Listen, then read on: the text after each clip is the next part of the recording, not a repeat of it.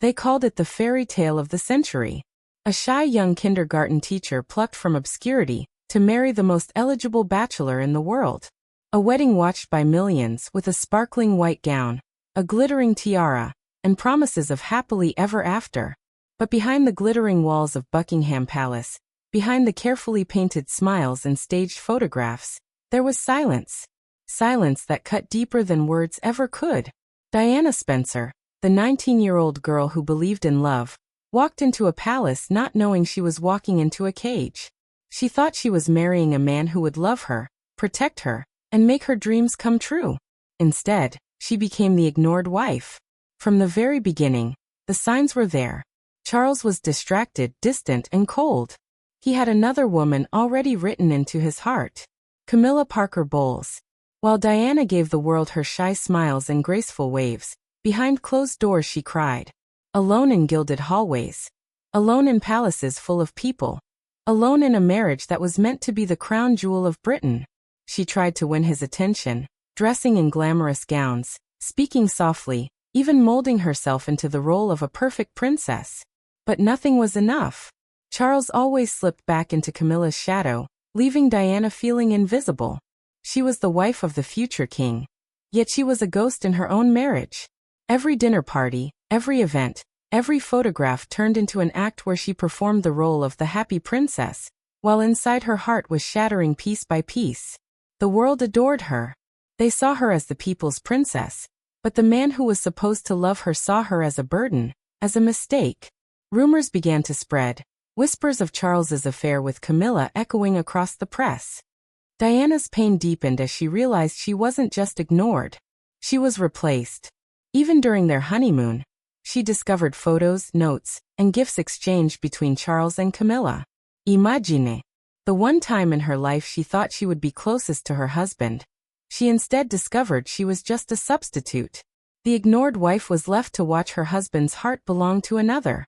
And how do you survive such humiliation when the entire world is watching you, expecting you to smile? Diana turned her pain inward. She struggled with eating disorders, depression, and loneliness so severe it became deadly. She confessed later that she would cry for hours, feeling abandoned inside the very family that was supposed to embrace her. The royal family, rather than offering her comfort, expected her to remain silent, to remain perfect, to remain unseen. They told her to keep calm, to keep her head high, to never show weakness. But Diana was human. She was young. She needed love, not protocol. She needed warmth, not duty. Yet every time she reached out, she was met with cold stares, with indifference, with the haunting realization that she had been used as a vessel for heirs, nothing more. When William was born, she thought things might change. She thought maybe motherhood would draw Charles closer, that sharing a child would remind him of the bond they once dreamed of. But even as she held the baby in her arms, Charles's eyes wandered elsewhere. Diana poured her love into her children, becoming a devoted mother, determined to give them the affection she never received from her husband or the royals.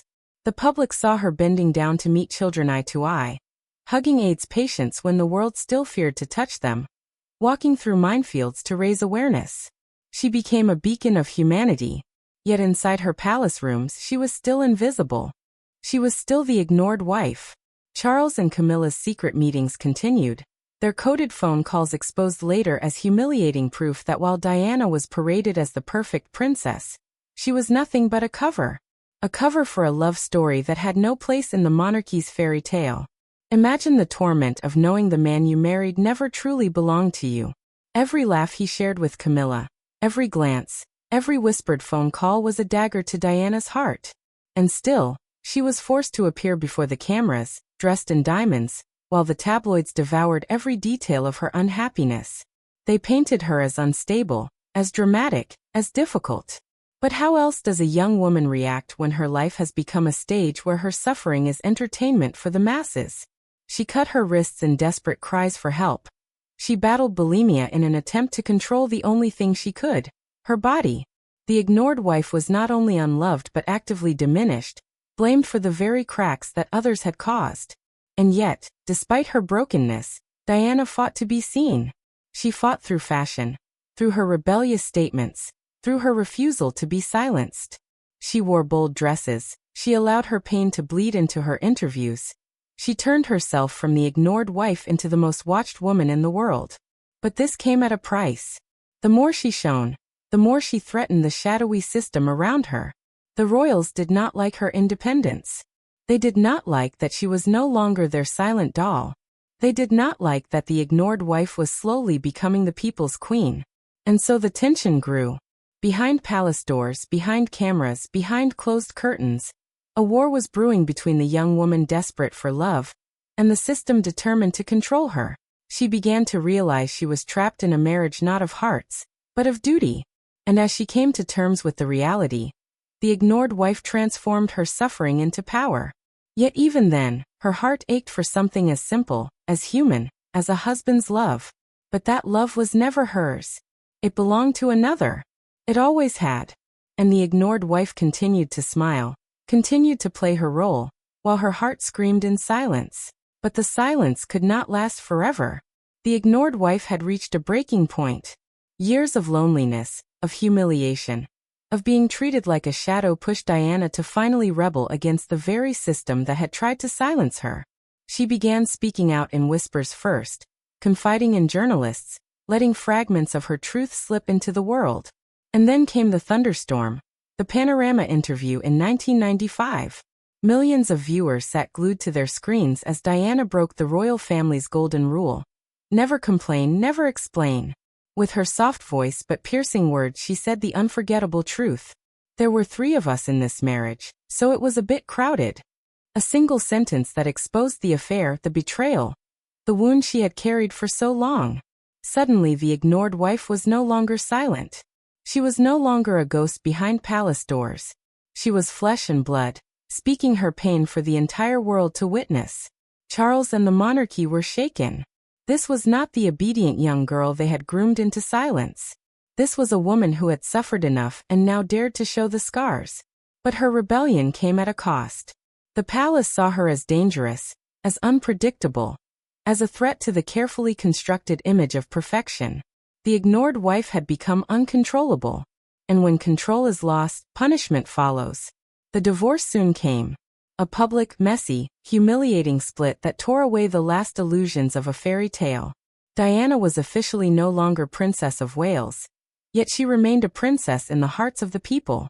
She had lost her marriage, her title, her place in the royal family. But she had gained something more powerful. Freedom. Or so it seemed. She began rebuilding her life, stepping onto global stages, traveling to war zones, fighting for causes that kings and queens never dared touch. She walked through fields of landmines. She hugged sick children abandoned by society. She became a voice for the voiceless. The ignored wife was no longer ignored by the world. In fact, she was adored like never before.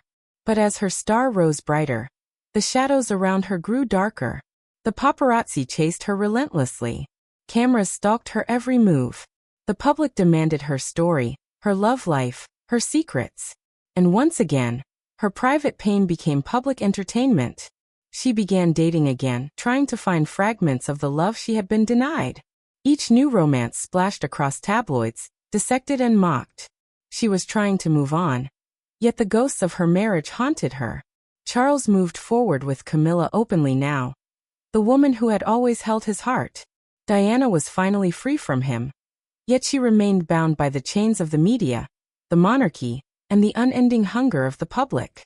By 1997, Diana's life seemed to be turning a new page. She was with Dodi Al-Fayed, son of a billionaire, enjoying summer holidays, smiling in the sun. For once, it looked as though the ignored wife might finally be loved, finally be happy. But fate had other plans. On that fateful night of August 31, 1997, in Paris, Diana's car was chased into a tunnel by paparazzi desperate for one more photograph. The world awoke to horror. The people's princess was gone. The ignored wife who had fought for love, for freedom, for a voice had died in twisted metal beneath a Paris street. The official story was that it was an accident, a tragic collision caused by speed and pressure. But whispers began immediately. Whispers that it was no accident. Whispers that Diana herself had told friends she felt unsafe, that she feared she might be silenced permanently. Letters later revealed she had predicted her own death in a car crash, writing that the system was planning something to get rid of her. Was the ignored wife too powerful to be allowed to live freely? Was she too loved by the people? Too rebellious against the monarchy's silence? The questions never ended. Her funeral was watched by billions. The same woman who had once been ignored became the center of the world's grief. Millions lined the streets, laying flowers, crying, calling her their Queen of Hearts. And yet in the shadows of the palace, there was unease. For in death, Diana had become more powerful than she ever was in life. The ignored wife had been transformed into a martyr, a legend, a symbol of resistance against silence and coldness.